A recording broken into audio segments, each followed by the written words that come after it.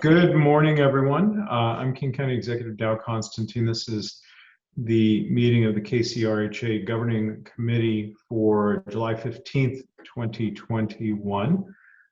Before we move on to the rest of the agenda, I'd like to have Sarah Dickmeyer please call the roll. Nancy Backus. I am here, but I will have to leave by 11:30 for a Sound Transit meeting that I'm chairing. Sounds good. Claudia Balducci. Here. Angela Burney. Here. Dow Constantine. Here. Jenny Durkin. Lorena Gonzalez. Here. Jonathan Hemphill. Present. Andrew Lewis. Present. Kirk McLean. Here. Joe McDermott.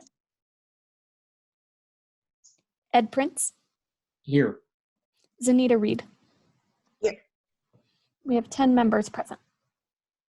Thank you. And we'll welcome others as they arrive. In a few minutes, we'll begin public comment. So if you would like to sign up for public comment, please enter your name and your city or location if you're in the unincorporated area in the chat now, or raise your hand. Each person will have 2 minutes to speak during public comment. As a brief reminder to our members, if you would like to speak, please raise your hand by clicking the button on the right side of your screen. If you have any problems with the raise hand function, please comment in the chat, and I will ask staff to be on the lookout both for raised hands and for requests to speak in the chat.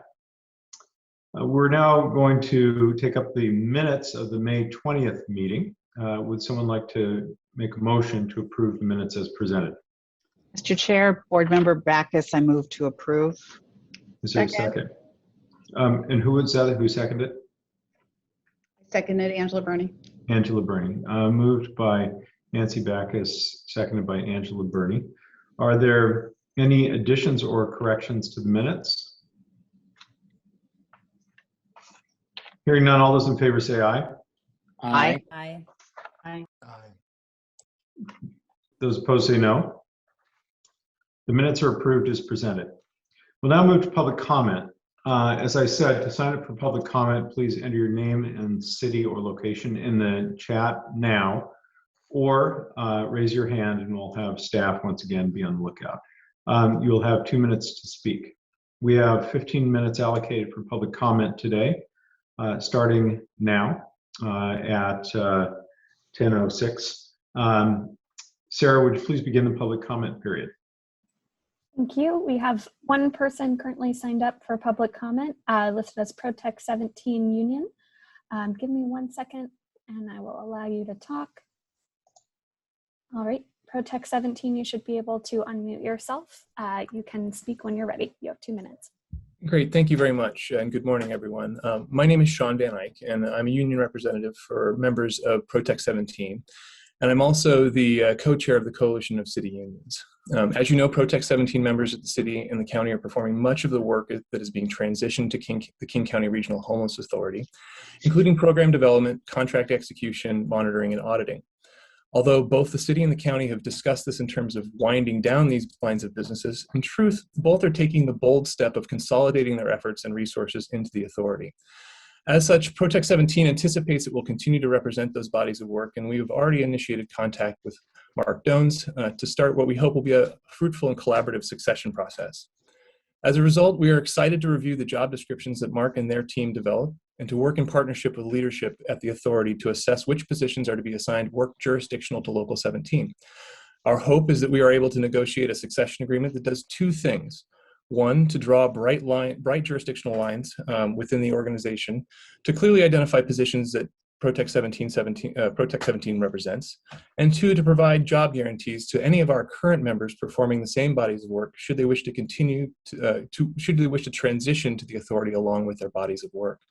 It's our firm belief that this succession planning will be essential for a smooth and swift transition and standing up of the authority. Thank you for your time, attention, and dedication to this essential work and the workers who perform it day in and day out. Thank you. Thank you, Sean. And we currently have no one else signed up for public comment. All right, since we have no one else signed up, we'll move to our next item, and we'll leave the chat function open during the next agenda item. If anyone shows up late and didn't get a chance to speak, we will try to find an appropriate place to allow them to testify. So we'll now hear from CEO Mark Dones, who will present and brief the proposed fiscal year 2022 staffing plan for the King County Regional Homelessness Authority. Mark, take it away. Thank you, Executive Constantine. I actually am hoping that we can make a slight adjustment to the agenda, and I'm hopeful that we can hear from Alexis for about 5 minutes before that about the subregional planning work. I believe that hearing about that work in advance of the staffing plan conversation actually will inform members of this committee better to approve it. Would that be acceptable? Yeah, so with the consent or at least acquiescence of everyone, let's go ahead and flip those items on the agenda. Thank you, Chair. Alexis, please take it away. Wonderful. Hi, everyone. I'm going to share my screen. It's great to be with you this morning. Hi, my name is Alexis Mercedes Rank. I use she, her pronouns, and I'm your subregional planning manager. And in my role, I'm leading ongoing equitable engagement with local governments and stakeholders across each subregion to identify needs and solutions, ensuring that subregional assets, needs, and interests are accounted for in plans tailored to each subregion. And I'm on day 18 in this role, and I'm really excited to share with you about what I've been able to accomplish thus far. One of the earliest activities in subregional planning began in June before I had officially come on board, and that's the asset mapping exercise to identify local investments in programs and services being supported by those dollars. A data request was sent out to 21 jurisdictions, and we received 16 responses from jurisdictions. And consultants also engaged with a number of subregional meetings to begin to understand the needs and capacity concerns across the region. The KCRHA, we've received that draft report, and I will be tasked with reporting those findings out to the participating stakeholders and jurisdictions, as well as the subregional collaborative groups that were engaged in that effort. And the information in this asset catalog prepared by the consultants is an excellent starting point for the data pieces of the subregional plans. And a little bit of engagement to date. Overall, this is an update from what was included in your packet, just with some updated numbers. I've now made contact with over 90 different organizations, including 34 cities and 135 people total, and met individually with 67 different folks representing 37 different organizations.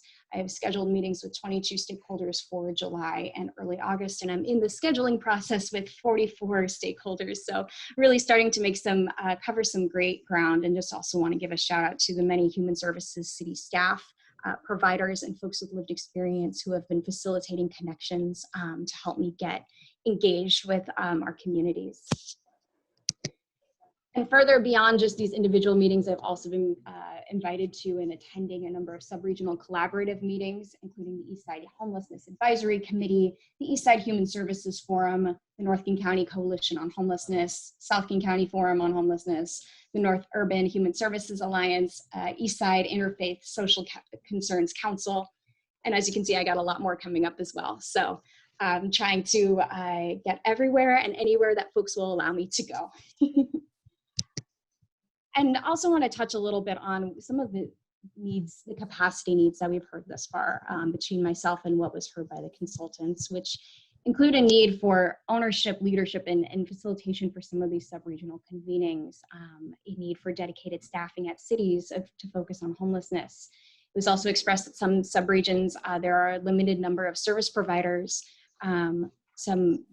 There's also a need for capacity support to engage with people with lived experience, limited dedicated outreach teams in certain areas, and a need for an overall countywide outreach strategy, and improving and point-in-time count methods. They're tailored to the landscape of the various subregions.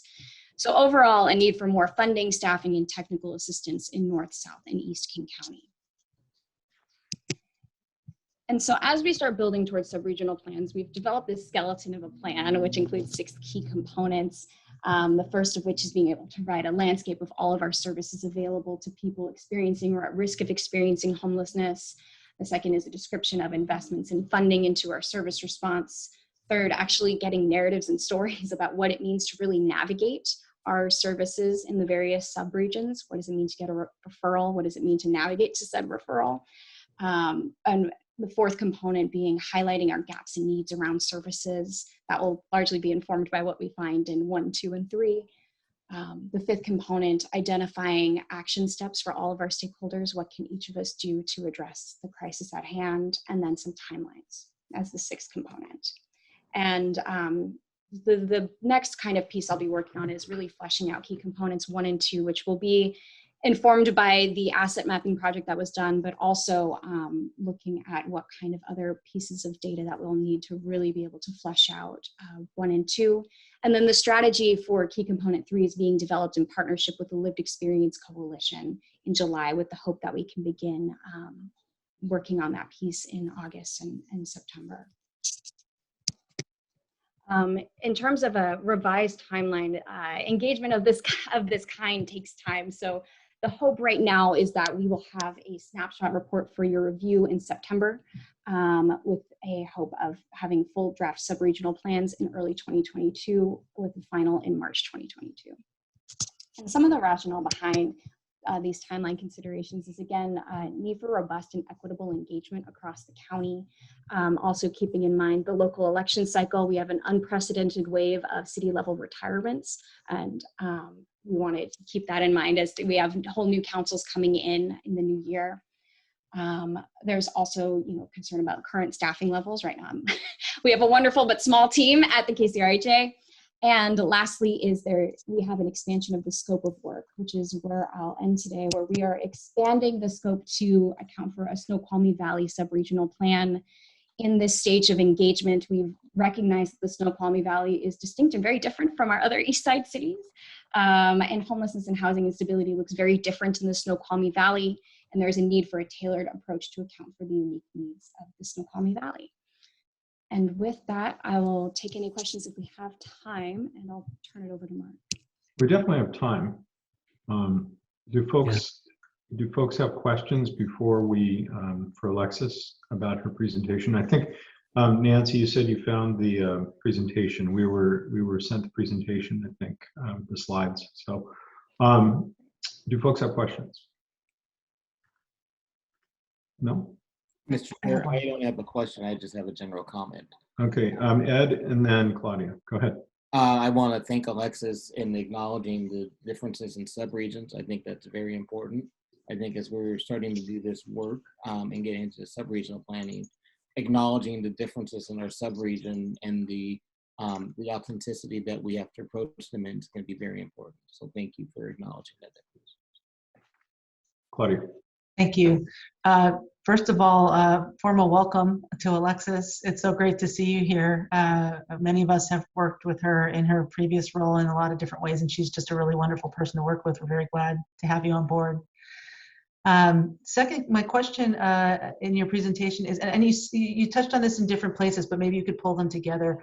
What is the plan for engaging with people experiencing homelessness in the East sub-area and South sub-area? I mean, I'm interested, of course, in how it's being done in Seattle and the North King sub-area, but there seems to be kind of organizational ways to do that in Seattle that don't necessarily exist in other parts of the county. So I'd love to know what your plan is for building that into this sub-area planning. Thank you. Mm-hmm. Absolutely. Great question. So as I did touch on a little bit that we're developing a strategy in conversation with the Lived Experience Coalition, understanding that there are some members of that coalition that do represent areas outside of Seattle, but also tapping and talking to our outreach providers and city staff in the various subregions to talk about how we can tap into that knowledge as well. So it's in development, and happy to provide an additional update, but working to try and figure out what is the best strategy for engaging with lived experience in the various subregions right now.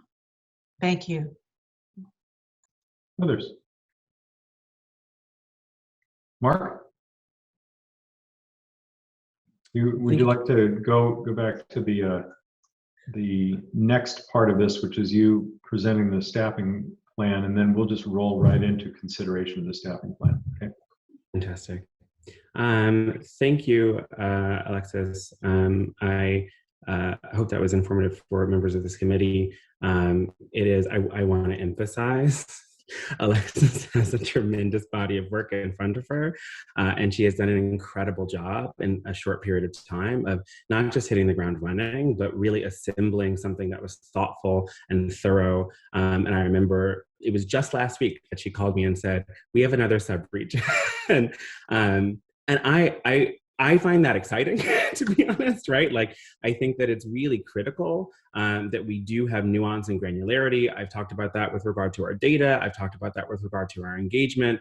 And so I think that developments like this can sometimes feel daunting because it then becomes yet more work, right? But what it really means to me and I think to our team is that the work will be good and it will be meaningful and it will be specific to the people who need the assistance. So I just want to lift that up briefly. I am going to now share my screen. Give me one moment. All right, is everyone able to see my deck? Perfect. So for discussion today, we have a draft staffing plan. It was sent to you in your packet along with a memo explaining some of the core functions, and I have had the opportunity to brief a number of your staff who I think have also passed their analysis and considerations on to you as well.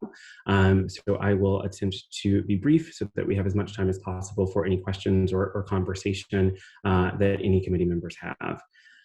The subregional staffing, or I'm sorry, the subregional staffing plan, the authority staffing plan, as it is currently constructed, comprises of 5 main teams. That's inclusive of what I think of as my team, which is the team that comes off of the deputy CEO there. So I'm going to start with the bottom 4, which are really, to some degree, the drumbeat of the agency and our day-to-day work. So we have program delivery and performance, which will be led by our Chief Program Officer, Peter Lynn. That team is divided into 3 main sub-teams: grants management, system performance, and regional capacity. The grants management team is largely a straightforward fiscal team and contracting team. So they are responsible for running RFPs, responding to RFPs at the federal and state level, ensuring compliance, and making sure that accounts payable and receipts flow. That team is made up of a grants manager, a procurement coordinator, 2 accounts payable specialists, and a compliance specialist.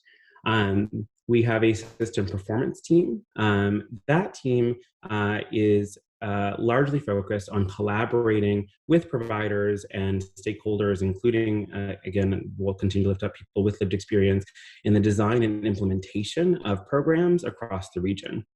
This is a team that is largely out doing stuff, working with people to troubleshoot, working to understand, like, what is the problem? How can we solve it? Is this a program need? Is it a TA need? Like, how do we make sure that what we are delivering to folks is consistent, is high quality, and ends their experience of homelessness in the fastest and most dignity-based and trauma-informed way possible? This is one of the first main shifts between current staffing models at city and county and what we are anticipating using at the authority, which is we really disaggregated the contract management function from the program function. This, I think, will allow us to meet the needs of providers who have consistently expressed to us that they need people to collaborate with in a steady and consistent fashion, but then they also need their contract amendments executed quickly when there are changes, right? And so what we want to ensure is that is possible, and I think by disaggregating those functions that we'll get there. We also have a regional capacity team, which begins to address some of the issues that you heard raised by Alexis about technical assistance and standardization of approach and support at coalitions. Currently, that team is comprised of a community capacity manager and a community capacity specialist. What you'll also see is that there are little parenthetical brackets that say equity next to some of these positions. I feel very strongly, having been the equity and justice person at many organizations, that when equity and justice initiatives are one person's job, they actually aren't really anybody's job. And that you need equity staff who are spread throughout the organization to actually ensure that those things get done. And at present, with our current admin budget, we're not able to create full positions. So what we're going to do is designate that there are equity leads on each team who are responsible for ensuring fidelity to that. You will note that you do not see those designations in community impact and administration yet. That is because I need to have conversation with those chiefs about where they would like those placed, but they will be there. I also want to note that that's not ideal. Ideally, there should be dedicated positions across the organization that focus on equity. I believe that that is something that is necessary, particularly with regard to our community engagement and the way that we do our work. And I think that we've heard repeatedly, right, again, from people with lived experience and from, even just a thoughtful question that was raised during the sub-regional planning about like, well, what about the capacity to engage folks with lived experience in the sub-regions, right? And Alexis and I will be working closely on ensuring that that is done during the sub-regional planning, and that becomes a drumbeat of how we do our planning and policy making. But I think in terms of our program teams and some of the other teams, I think we do not necessarily feel as robustly staffed as we'd like to. I want to be really clear, though, that in the designations that we've made, what we are attempting to do, because there are other places where I also feel we're short-staffed, and I'll talk about those. But in those designations, right, what we are attempting to do always is lay the track towards where we need to be, and to ensure that just because we're not as robustly staffed as we'd like to be, that we're simply saying, well, we're not going to do it. That's not an acceptable answer for us. And so we're really looking to ensure that where we see a need, we are meeting it as best as possible. For those staff who are designated as equity leads for their teams, we will elevate their base pay slightly above what the bracket that they're currently in order to compensate for that additional labor. Our community impact team is really our planning and analytics division. And so that team will be led by a chief, and then we'll have a director of data and research systems, an HMIS data manager and translator, and 2 coordinated entry community specialists. You'll note that if you've worked with coordinated entry in the past, that this is fewer coordinated entry positions than you may be used to seeing. This is, again, where we see a shift in how we're planning on doing business from current models. Our approach to coordinated entry is really going to leverage it as the data spine of our agency, and where we begin to build out the granular by name list that we need in order to understand where people are in the county, what are their needs, and what is our plan? Or do we have a plan, right? Do we have the resources to meet those needs? And in that way, we really see that role, or those roles, I should say, as being about database management and working with cities around fidelity and to data standards, MOUs, making sure that we can get the information that we need in order to execute on those tasks. The case conferencing tasks, the triaging, the troubleshooting, stuck places in the system that coordinated entry currently does, which is an essential function, I want to be really clear, will migrate to that system performance team as part of how they, again, work with providers and develop and implement solutions.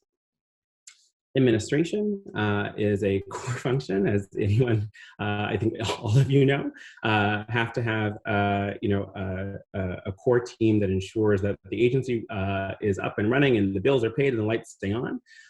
That team will be led by a chief administrative officer, Meg Barclay, and has 3 main units: IT, finance, and human resources.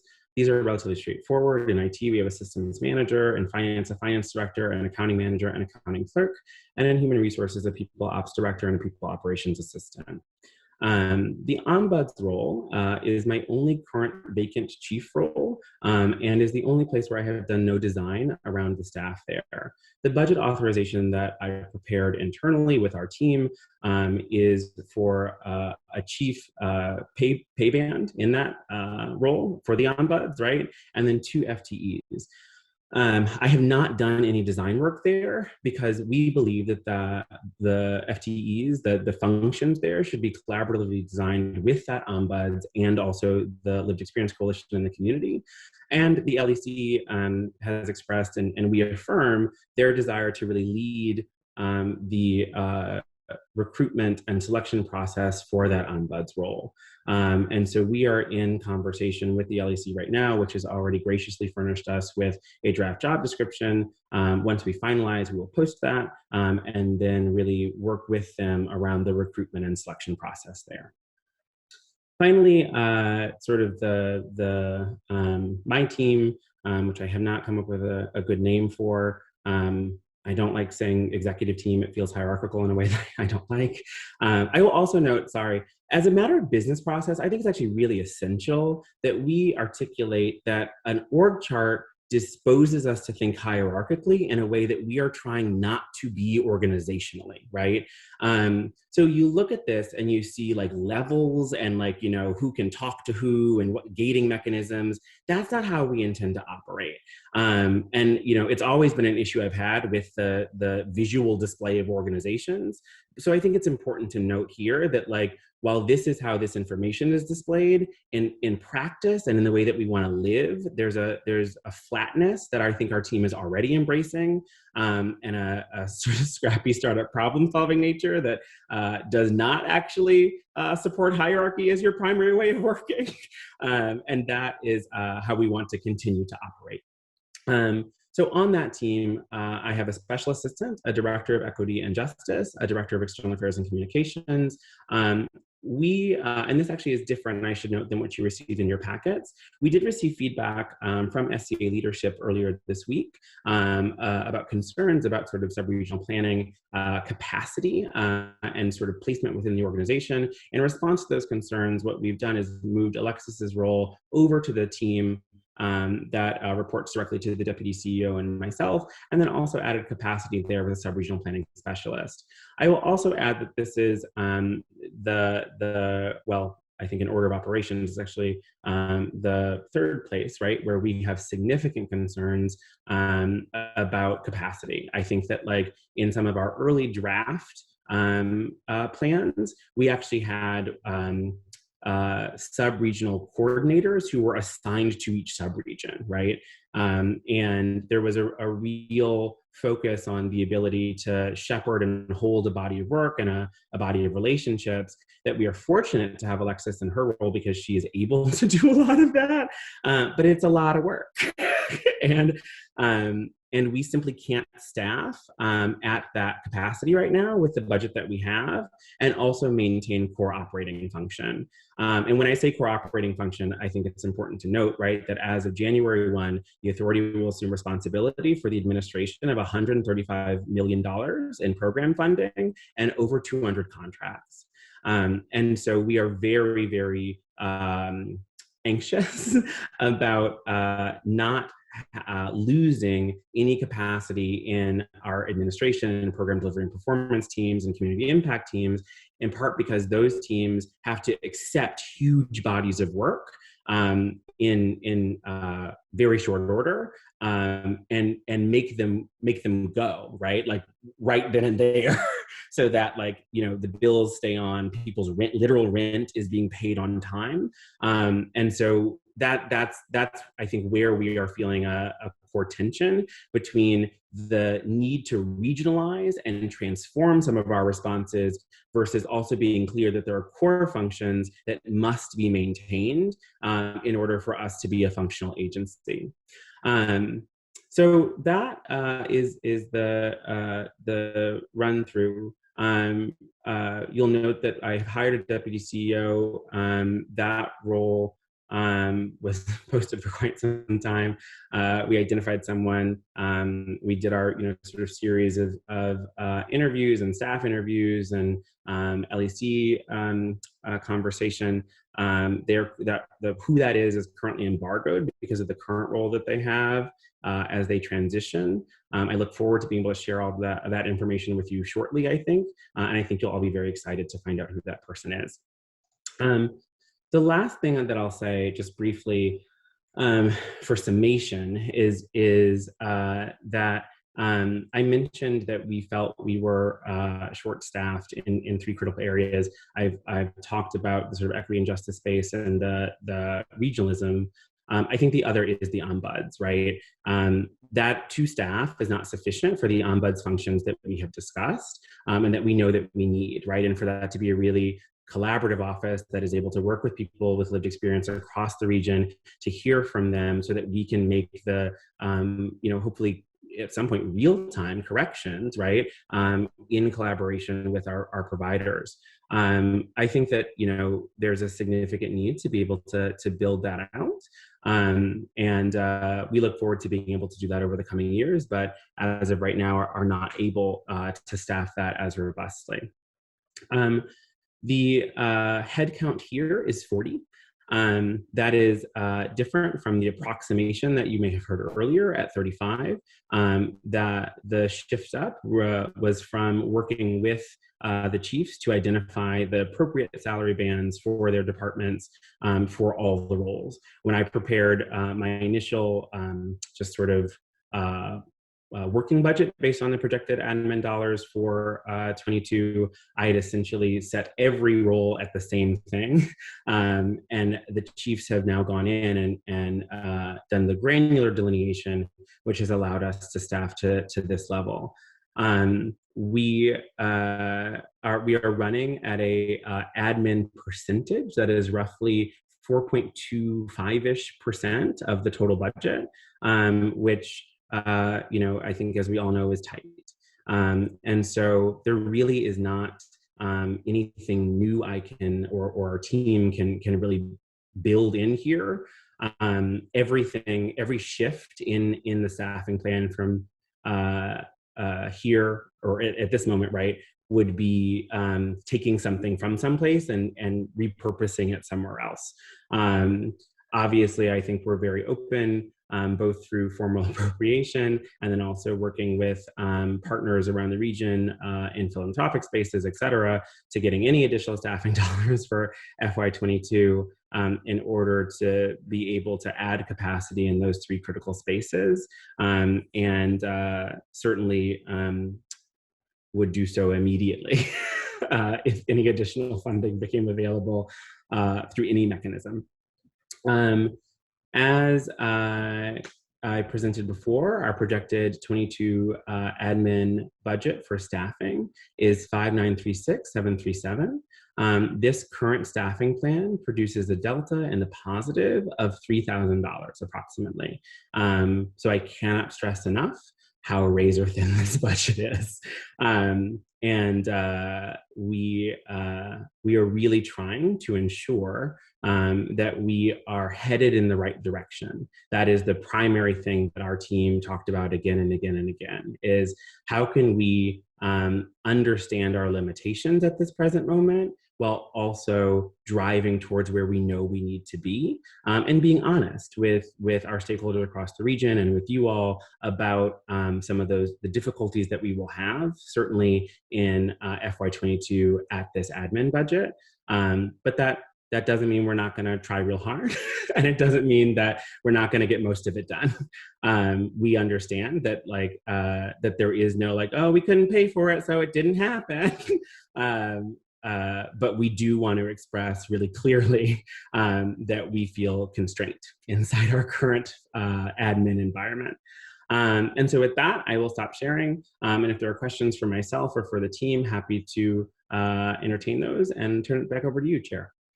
Great. So folks, let's have any questions you might have for Mark. After this, we will go into consideration of a motion to adopt the proposed staffing plan. And that's the point where we have discussion and debate about it. This is the time for questions, drawing out more information. Nancy Backus. Yes, Nancy. Thank you. Thank you, Mark, for the presentation. I know it's not easy at all to put together an organization from the beginning. I do have a question though, and I know that you were with us on our trip to LA a few years ago, and one of the main words that was used throughout the day was transparency and how critical that was. Mayor Garcetti used the word numerous times, as did the county commissioners and the nonprofits and everyone that came in to share their work with us. I'm wondering about how the positions are being filled. Are these open job recs? Because if they're not, I'm concerned over how that's going to look in an organization like this, that we're just picking and choosing individuals without providing the opportunity for an open application process. Of course. So we, when I was a staff of one, so what we've done is we've built an iterative selection process, starting with like me as a staff of one, working with city, county, and suburban staff actually to look at resumes. So every job is posted. Then we look at the resumes that come in, and then if there is a candidate that we'd like to move forward, they have they've moved through a series of interviews. And depending on what the position is, that path is slightly different. But they all go through at least two. As we have hired staff, right, we now staff at least one of those interviews directly, right, as opposed to pulling together a consortium of folks from around the community. There is also, for the chiefs, an LEC confirmation meeting where they meet with the LEC, there's an interview, and then the LEC leadership team offers their feedback and says, you know, we affirm this person, you know, we abstain, and here's some feedback, or we don't affirm this person. For all things moving forward, our process will be, like, all of these jobs will be posted, and we will build internal staffing teams for interview processes. And I suspect still for some, because again of bandwidth and wanting to ensure that we have appropriate voices, right? I suspect for a number of positions, we will continue to engage our, suburban city planner partners and the LEC to be part of that process as well. So where would we find those job postings, or where have they been posted? If I've missed them, my apologies. I haven't seen any of them. Yeah, of course. They've all been posted to our website and have been taken down as they've been filled. That was also a little bit of a transition because we're not controlling the postings directly, but now we do. And so for all these positions coming up, it'll be much easier to get things up and down as things are filled. And I'm also happy, if it's of interest to you or to any other committee member, I'm happy to notify you whenever a posting goes up or when the postings go up generally. I think that would be beneficial because we may have people that would be a good fit. Of course, happy to do that. Great, thank you. Jonathan and then Angela. All right. Really quick while I try to fix this camera thing. I guess for me, Mark, one of the questions that I would have is that, like, I understand the emphasis on having clear and defined roles when it comes to racial equity. I'm wondering, however, like how that would actually, you know, how do I put it? Like how that would actually show up and happen when you have like such defined roles like that, and you have folks that are, you know, like how, I guess in the scenario, I'm going to give it to you. If a staff person is assigned to equity, right, and there's a problem, but then the chief or their boss is the crux of that problem, how does then they hold them accountable? Right. So if I'm understanding the scenario that you've laid out correctly, Yeah. An equity lead on a team is having difficulty with either their report or their report and needs to action that. Is that the question? Exactly. So in that instance, they would go to the director of equity and justice for the entire agency who's on my team. Okay.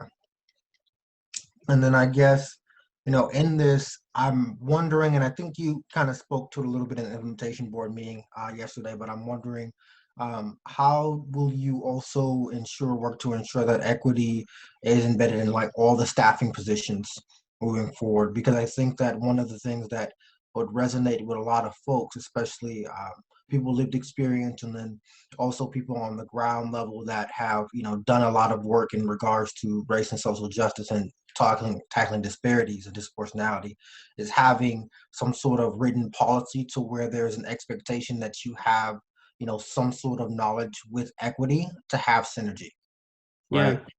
Yep. This had come up in the IB meeting yesterday, and thank you for raising it here. So that's a tripart answer for us. The first will be our equity-based decision-making framework, right, which will be our sort of guiding document in that place that has truly does account for everything. It's got operational policies. It's got procurement. It's got staffing. So that'll be our sort of guiding light there. The second, which my board chair Harold Odom brought up, is that we will look to develop and ensure that there are baseline equity competencies that are inserted in our job descriptions before we post them. Currently, I will say everyone who has been interviewed for a job is asked about equity in both their interviews with me and in their staff interviews, and for chiefs very much in their interviews with the LEC. And so we will continue to have that as a practice as well. But Harold's point about adding an equity competency in each JD template was well taken, and we look forward to working, I think, with him and some others on developing that competency and inserting it before post. And then the final thing, which is more about operating, right, is like as we staff up, particularly in our people ops team, we will then develop resources, right? We'll develop internal support for staff with regard to upskilling their equity and justice orientations and skill sets. Again, I think Harold very helpfully provided the feedback that oftentimes, high quality training is stuff that is provided to executives, and then the idea is that it's supposed to sort of like bleed out over the organization, but we really do want to ensure that we have the capacity and the thoughtfulness to build up. And so those are the primary ways that we are planning on being responsive to that right now. I will also say there'll probably be more, right? Because I'll hire a director of equity and justice who will work with us to design more stuff, and we'll have an ombuds person who will say, and here's these other things. And particularly, I mean, I think you all know me, that's the world that I've spent a lot of time in. That also, again, just excites me. I think it's important to understand that equity and racial justice are lifelong journeys, that they're lifelong journeys for organizations, for people, for communities. And so our approach is really going to try to be a learning organization and an organization that is working to connect with those who can teach us better, be they, other organizations or coalitions, people, or I guess that's kind of it. Other organizations, coalitions, or people. I don't know that there's another category of being, but we look forward to being in partnership.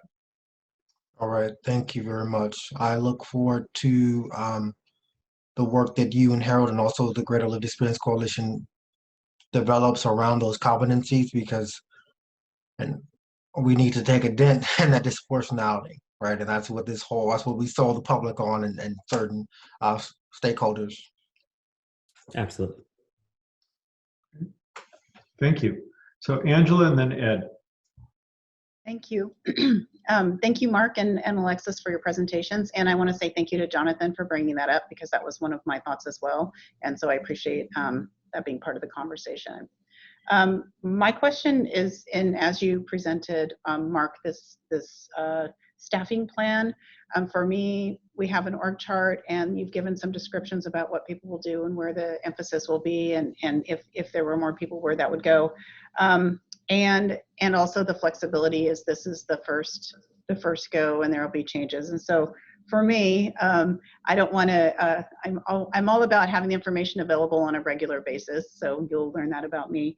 I think that it would be great for us to get a update on this either in the fall or prior to the end of the year, to see where your staffing plan is, including some of the job descriptions and functions. So it kind of becomes more of a full package of explanatory out to the public about how this is moving. And then perhaps as we move forward with this on a more consistent basis as well, annually, whatever it looks like, to get just an update on where we are with the staffing, jobs, how things are going, maybe some changes that have been made, updates, reductions, whatever it looks like.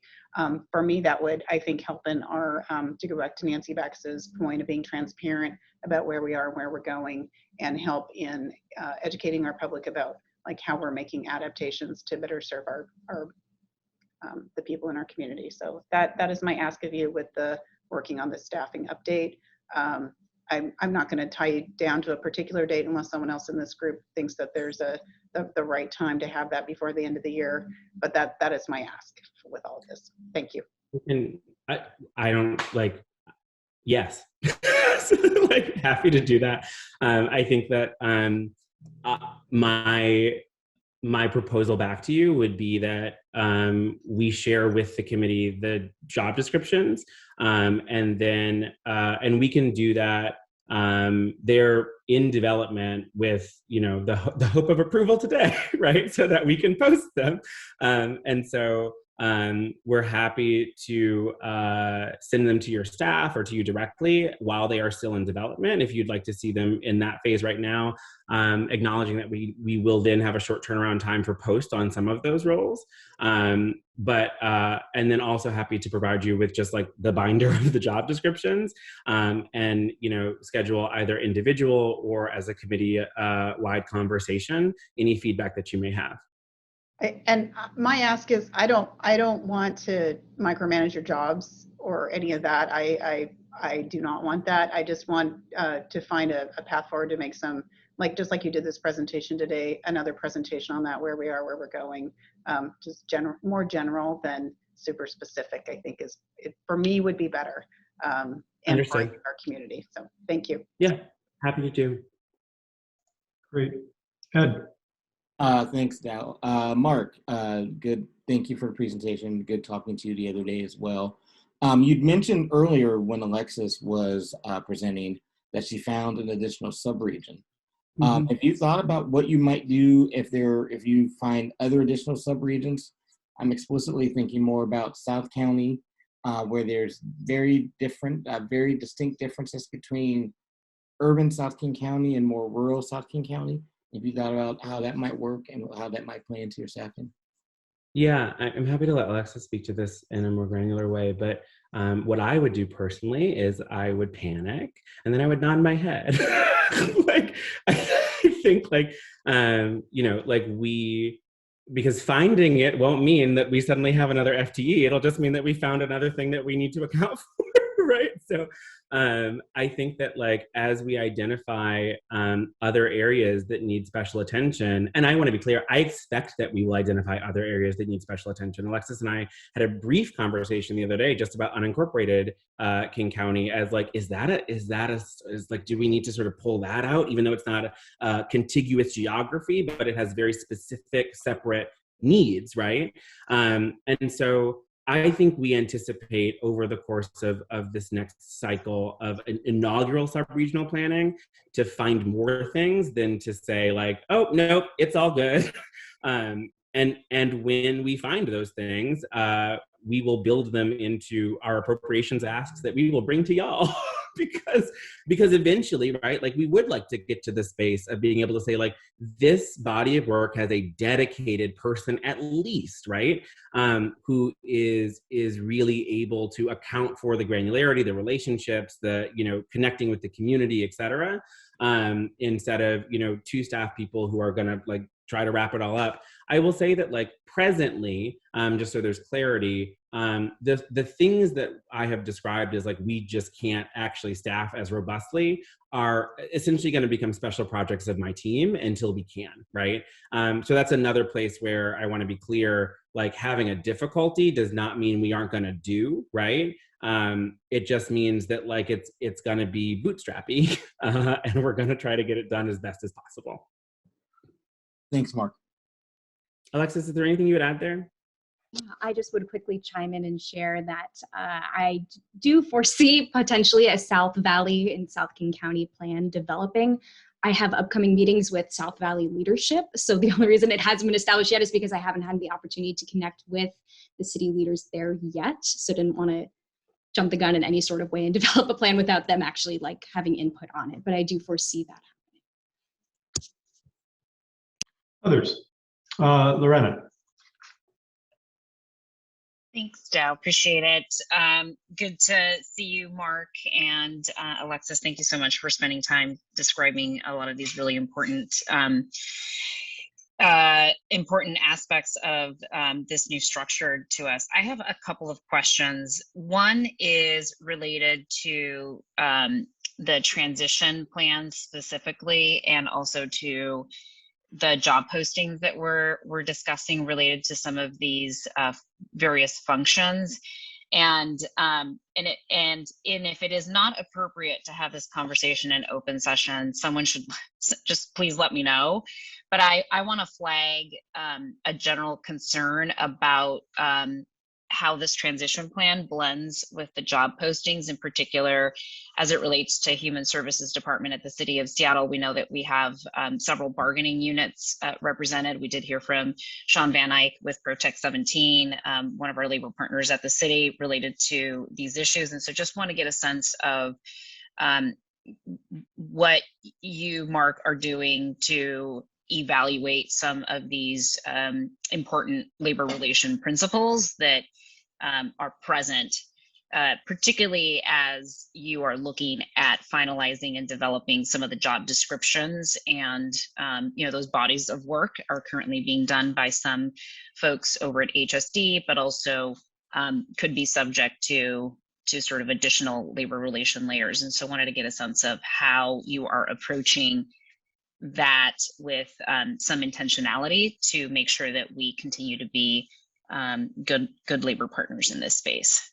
Yeah, this may, council member, be a conversation for us to have one-on-one, or I'm happy to go into executive session if other community members are interested in the conversation here today. I will say at the outset, I only speak for the authority, right? So currently, the labor relations contracts that exist are between the city of Seattle and various unions, and the county and various unions. We have none. And from my perspective, and based on our initial analysis, and we're in the process of vetting some of that analysis with Labor Relations Council, but I will say that we have arrived at the conclusion that there is not a successorship issue. What we have also articulated is that we are, I think anyone who knows me knows that I'm like a fan of organized labor. And so we would be delighted to have one or more unions, right, represent our staff. What we have said is it is not appropriate, and I believe this actually very, very, very much, it is not appropriate for management to negotiate the union contract without the staff there, right?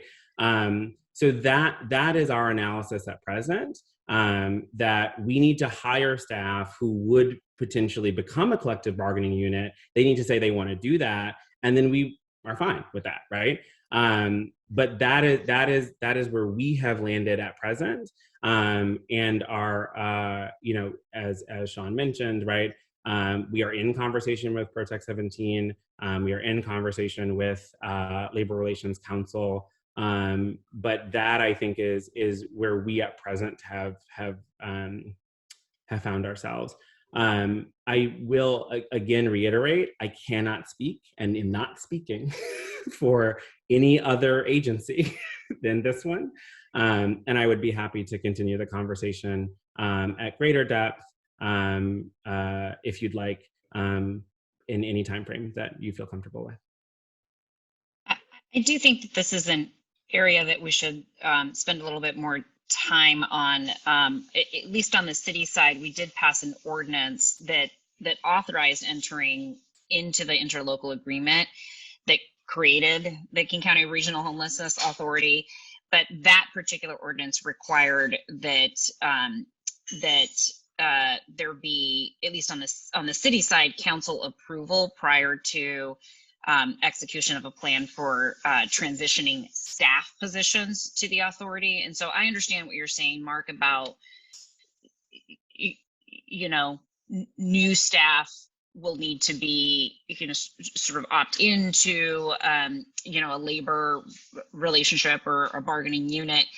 But I think this situation is a little bit more nuanced, particularly since KCRHA is anticipated to and has been envisioned to absorb, existing represented bargaining units into its structure. And I'm a little worried that the presentation that we've heard today is not reflecting that original intent, and think I would welcome an opportunity to work together to identify how we can be more intentional and acknowledging that has always been the intent, and that transition is intended to occur, and that the folks we are expecting to be transitioned are in fact currently represented employees, both on the city side and the county side. And I won't purport to speak for the county. There are plenty of folks who are part of the governing committee who can do that. But I do want us to have a more intentional conversation about how we effectuate that original intent from frankly the conception of agreement to this particular structure. So I will leave that there, and understand that we may need to sort of have that conversation in a different setting, and I appreciate that. The other thing I wanted to pose, and anybody's welcome to sort of chime in on this labor relations point that you wish, but I also wanted to just have a quick conversation and better understanding of, and I'm looking at my staff briefing here memo.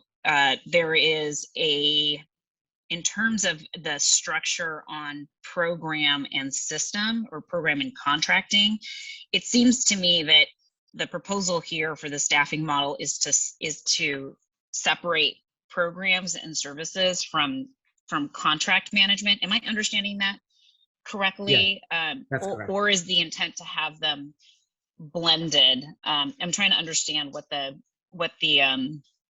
rationale is for separating program, sort of systems programs and the contract management. Yeah, the rationale there is speed and support of our providers. And this is based off of how other jurisdictions, frankly, that I've worked in as a staff person, do this.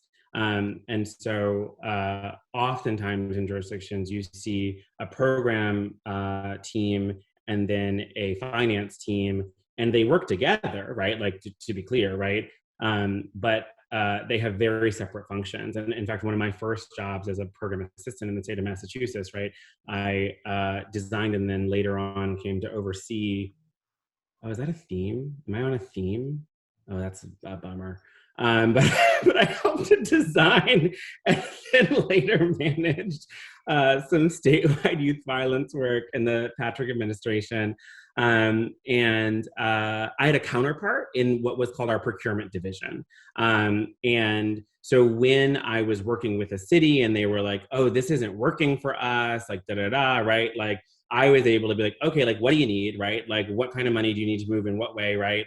I would relay that to my counterpart in procurement, and she would drive the contract amendment, right?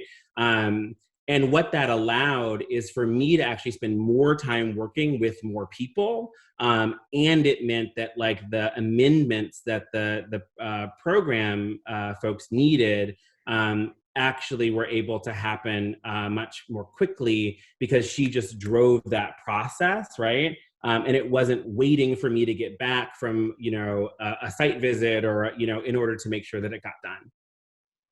Is that helpful? It is, thank you.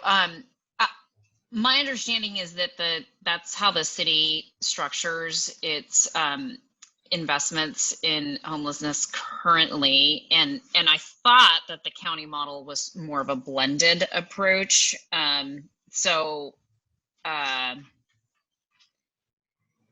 So I'll dig into sort of those different models a little bit more. If I have any follow-up questions, I'll make sure to contact your office directly, Mark. But my last question, and I know I see Jenny has her hand up and don't want to take up all the time here, but the last question is, for a lot of people in the Seattle-King County region, when we first discussed the concept of setting up KCRHA, the word that we often utilized was transformational, right? To try to figure out how to transform our delivery model so that we are following best practices, including following the lead of and utilizing the subject matter expertise of those with lived experience. And I want to just sort of take a step back and hear from you, Mark, how you think that the staffing model that you have proposed either rises to that occasion or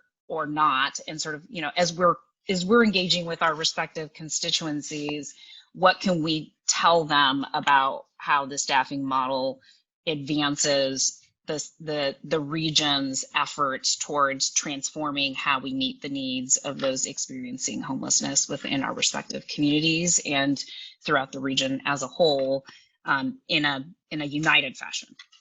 Yeah, on the prior point, I will just say, based on those conversations or those questions, I think we should sit down soon because I think I do have a different understanding of how some things are currently operating, and I do think it's important that we. I could be wrong, right? I'm very open to being wrong.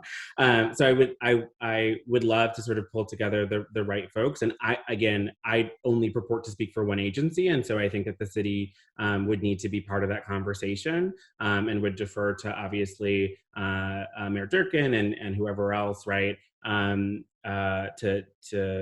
identify the right folks to represent.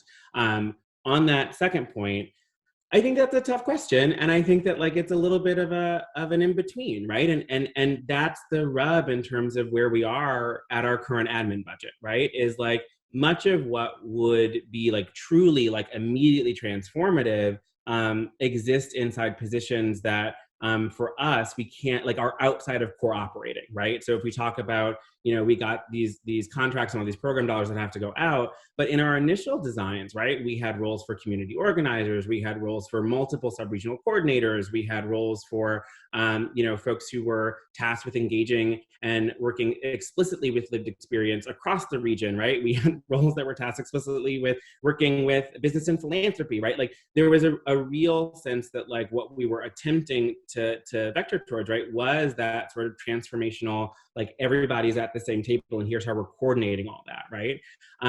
We don't have the dollars to get there. So what we've done, and I think this frankly speaks to Mayor Bernie's request, which is a good one, right? Which to have a good follow-up conversation where we walk you through business process and talk about how we're planning to do this stuff.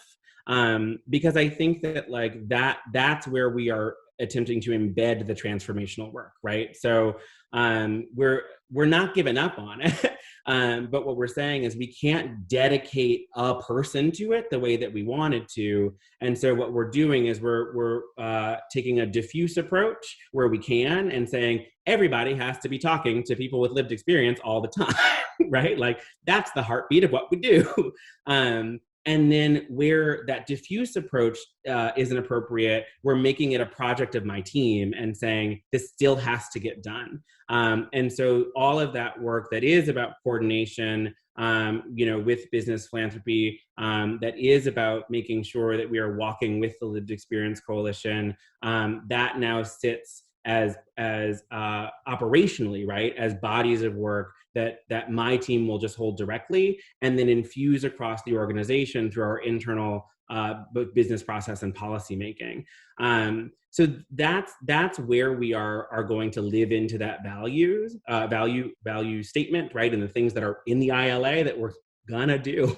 I think that what I hope people see once we're really going, right, is that we will try real hard. We will not ace every single thing, and we will listen when people tell us that like it wasn't aced, and we'll offer what we can in terms of, you know, okay, can we shift the process? Can we, like, is there a way that we can be more responsive, be better, right? Like, but like what you know, what I was expressing in terms of like, you know, there's $3,000 left over in this budget, is if what people are saying is, I want a person or more people, that's just really hard for us to do right now. But we're going to try to get there, right? And we're going to try to get there, hopefully with all of your support, and by being able to come here and say, honestly, like, here's where we're beefing it. And like, and the answer is an FTE. And so like, we need help getting that FTE. Right. Thanks, Mark. Okay, and before I move to Jenny, I just wanted to respond briefly, because Lorena, you left that issue out there about whether the county and the city are aligned on this. And I think that just on the issue of our employees being organized in a union, you know, I don't think you're going to find any space between the city and the county's positions. If I could just be completely frank, it is unlikely, approaching a zero likelihood, that the county or the city would fund a non-union successor to its union operations. That seems inconceivable. So, but I would like, Mark, to have my staff talk with you as well, because I would like to have a really clear calendar or map for people of what the process is for the democratic creation of a union shop, and so just so people understand that this is not some vague future process, that it has a certain set of steps, and that we know what to expect. And so my chief of staff and deputy chief of staff will contact you about that. Jenny. Thanks, Dow, and thanks, Mark, and everyone. Just a couple thoughts on that. First, on the labor, it's my understanding that as a new entity, it might be important for us to go into executive session, because there's certain steps we have to take that signal that we're bargaining in good faith or allowing a union to form. And so I think Dow and Lorena have summed up that, you know, we are all very strong supporters of represented employees, and I anticipate that will be the outcome. And I think that having that map that you just talked about, Dow, is really important. We may have to get it in executive session. I don't know. I've been a little bit of distance of those. And just one nuanced thing on the piece that Lorena said is currently constructed, and for the last 2 years, as we envision this, we are not moving employees from the city to the new entity. We are moving budget, but the new entity is hiring its own that any of our employees are able to apply to, which makes the union question all the more important, that people shouldn't leave a represented position to a new entity that has stripped away that representation. But so that is the nuance there, is that the budget goes over, but it is not the employees that go over themselves. And then the last point I would make is currently scheduled right now for those contracts that are held by the city. The city will continue to hold those contracts through the end of this year. But as the regional entity has stood up, our HSI department of HSD is shrinking rapidly, because starting January 1, it will be the regional entity that will hold those contracts. And I think that Mark can give us, maybe at our next meeting, his philosophy on how we make sure that, as he said before, that there's a rapid transition, there's continuity, that providers know that they'll be able to continue the works. But then into next year, part of the things that's going to come back to this entity, where I will not be present, is a new NOFA that talks about what are those contracts we want and where do we want them. And that is all part of the regional sub-planning and the like. And so next year will be the big year when this entity decides what are those contracts and how do they align with what the regional authority is trying to accomplish.